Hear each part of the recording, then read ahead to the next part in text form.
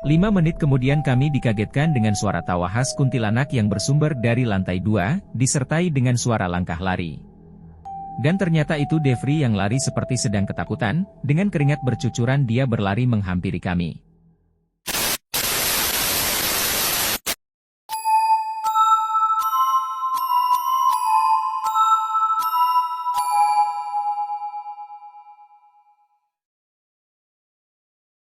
Assalamualaikum warahmatullahi wabarakatuh, kembali lagi bersama saya di channel Danger Zone.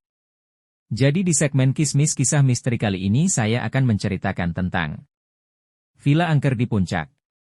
Sebelum masuk ke ceritanya, alangkah baiknya kalian dukung channel kami dengan cara subscribe, like, comment, and share ke teman-teman kalian semua. Agar kami lebih semangat lagi untuk membuat video-video yang lebih menarik lagi.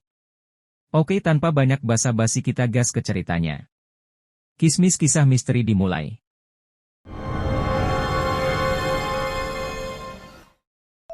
Hai, saya Billy. Waktu itu saya dan teman-teman berlibur di sebuah villa di Puncak Bogor. Kami berangkat dari rumah pukul 2 sore dengan menggunakan bis sewaan. Setelah menempuh 3 jam perjalanan naik turun gunung, kami pun sampai di villa. Turun dari bis, hawa gunung yang dingin menerpa tubuh kami. Hilanglah semua rasa penat dan bosan selama perjalanan. Kesan pertama melihat villa ini terlihat lumayan indah, walaupun sedikit terlihat menyeramkan karena bangunannya seperti bangunan Belanda, ditambah lokasinya yang terpencil dari rumah warga sekitar. Kami pun masuk villa dan membagi-bagikan kamar. Villa ini terdapat 6 kamar, 2 di lantai atas dan 4 di bawah. Aku kedapatan di lantai bawah. Setelah itu kami beristirahat dan menyiapkan segala sesuatu untuk acara bakar-bakaran nanti malam. Singkat cerita, malam pun tiba. Sekitar pukul 9 malam kita mulai menyalakan api di atas kayu yang sudah disiapkan sebelumnya, daging pun dipanggang. Sambil menunggu makanan matang, kami menghabiskan waktu. Ada yang bercerita-cerita, bernyanyi dengan gitar, main catur dan kegiatan lainnya. Beberapa saat kemudian makanan pun matang, kami makan-makan bersama. Setelah makan, kami semua tetap di halaman villa sambil melakukan kegiatan yang sama. Tak terasa waktu sudah pukul 1 malam.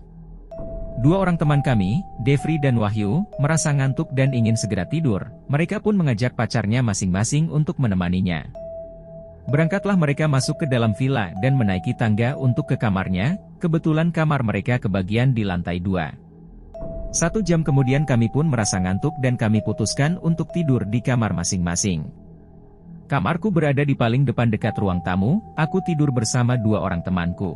10 menit kemudian aku dikagetkan dengan suara wanita menangis. Kutanya teman-temanku, ternyata mereka mendengar juga. Suara itu bersumber dari pohon beringin yang ada di samping villa. Lalu kami pun keluar kamar, dan tak kusangka teman-temanku yang lain baru keluar juga dari kamar masing-masing, disertai 3 temanku yang berada di lantai 2. Lalu aku bertanya, apa kalian dengar suara orang nangis? Mereka mengiyakan pertanyaanku. Lalu kami semua berkumpul di teras villa. Setelah berkumpul, suara itu hilang. Ketiga teman kami yang di lantai 2 bertanya, kemana Devri? Dia tidak ada di atas. Kami tidak tahu, bukannya bersama kalian di atas? Saya menimpali. 5 menit kemudian kami dikagetkan dengan suara tawa khas kuntilanak yang bersumber dari lantai 2, disertai dengan suara langkah lari.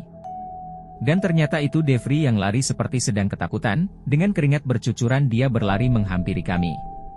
Sambil terengah-engah, dia bilang, ada kuntilanak di atas, dengan nada bicara seperti orang gugup. Pacarnya pun memeluknya dan kami coba menenangkan Devri. Setelah dia tenang, dia bertanya kepada pacarnya, lu ngapa ninggalin Gewe? Wahyu menjawab, tadi lu, Gewe cari gak ada. Lalu kami pun bertanya tentang kuntilanak itu. Devri bercerita, tadi itu gue bangun mau ke kamar mandi. Gue lihat Wahyu masih tidur pulas dengan tertutup selimut. Pas gue keluar kamar, cewek gue manggil gue dari kamarnya. Gue jalan ke kamar cewek gue. Gue buka pintu dan masuk ke kamarnya. Kamarnya itu gelap banget sama bau aroma melati gitu. Gue nyalain HP buat senter. Gue sorot ke arah tempat tidur, dan ternyata gue lihat cewek gue lagi tidur sendiri dengan tertutup selimut. Dalam hati, kok sendiri? Gue gak curiga apa-apa tuh, paling ceweknya Wahyu lagi ke kamar mandi. Gue berjalan menuju ranjang. Gue duduk di bibir ranjang. Gue bilang, Yang, ada apa manggil-manggil? tapi gak ada jawaban. Terus gue diam dan mainin HP. Sekitar 1 menitan, gue angkat selimut di kakinya. Gue pegang kaki cewek gue. Gue kaget, kok kakinya kayak kaki orang mati, terasa dingin.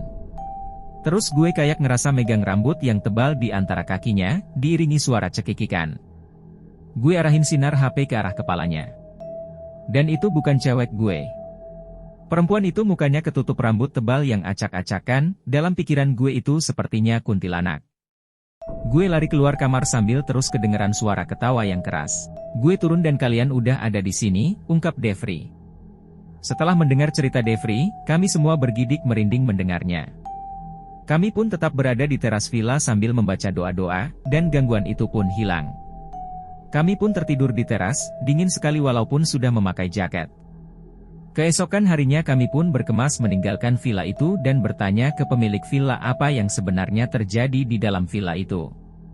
Kata pemilik villa, dulu bangunan ini bekas rumah orang Belanda yang sudah puluhan tahun terbengkalai. Meskipun begitu, bangunannya tetap terlihat kokoh dan indah, lalu saya beli dan merenovasi bangunannya, dan jadilah villa yang disewakan. Mungkin penunggu itu tidak senang kepada pemuda yang suka berbuat kurang sopan di sini. Biasanya tidak ada gangguan, tuturnya. Memang di antara teman saya ada yang berpacaran dan suka mojok berduaan di tempat yang sepi, dan saya tidak tahu apa yang mereka lakukan ketika berduaan itu. Oke, mungkin segitu saja cerita yang bisa kami sampaikan. Mudah-mudahan dapat menghibur kalian semua. Dan jangan lupa ikuti kami terus ya. Wassalamualaikum warahmatullahi wabarakatuh.